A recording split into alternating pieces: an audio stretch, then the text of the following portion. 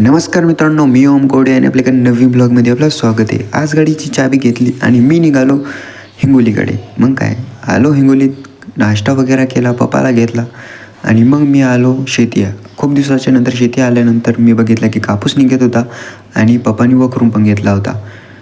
मग काय आलो खालच्या वरात सोयाबीन पण निघलं होतं आणि मग त्याच्यात हळद पण निघाली होती मागच्या वर्षीची. मग आम्ही निघालो आपल्या हळदीकडे आल्यानंतर एक दोन जागी खोदून बघितलं तर हळद खराब होत होती.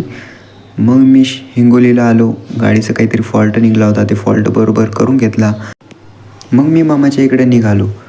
मामाच्या इथं आल्यानंतर थोडं वेळ मस्त बसलो आणि मग चहा वगैरे घेतला आणि मग मी आलो शेताकडे आल्यानंतर बघितलं तर लाईनीचे तार खाली पडलेले होते.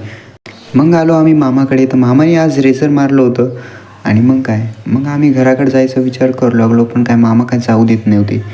मग थोडा वेळ बसलो आणि मग निघालो आम्ही घराकडे.